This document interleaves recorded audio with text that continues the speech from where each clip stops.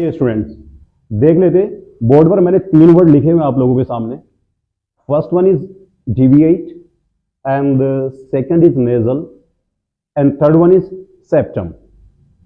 इनका मीनिंग समझने से पहले मैं थोड़ा सा आपको कुछ बताना चाहता हूं। रिसेंटली मैंने एक इंटरव्यू पढ़ा है रणबीर कपूर का। Have you heard about Ranbir Kapoor? Is an actor. तो Ranbir Kapoor confessed in his interview that I have been suffering from deviated nasal septum. Deviated nasal septum. अब deviate को यहां पर समझ लेते हैं। रणबीर कपूर, मैं हिंदी में थोड़ा सा आप लोगों को आप समझा देता हूं। रणबीर कपूर एक बीमारी से जूझ रहे हैं जिसका नाम है deviated nasal septum या deviated nasal septum। समझ लीजिए। अब deviate का मतलब क्या होता है? To bend या to differ।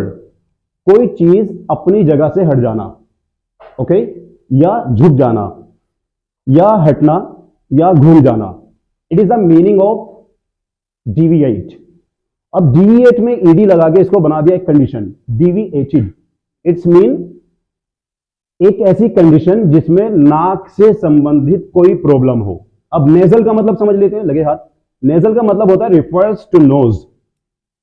Refers to nose का मतलब होता है कि जो आपकी नाक से संबंधित हो, उसको हम क्या बोलते हैं? नेजल बोलते हैं। And next word is there septum. Septum अभी आप देखेंगे, जो नाक होती है देयर इज अ नोस्ट्रिल, इन दोनों को हम नोस्ट्रिल बोलते हैं। और इनके बीच को जो बोन होती है या कार्टिलेज होती है, जो इन दोनों नोस्ट्रिल को डिवाइड करे, जो इन दोनों नोस्ट्रिल को डिवाइड करे, उसको हम बोलते हैं सेप्टम। अब ये एक कंडीशन बन जाती है, पूरा अब एक वर्ड बन जाएगा ये आके।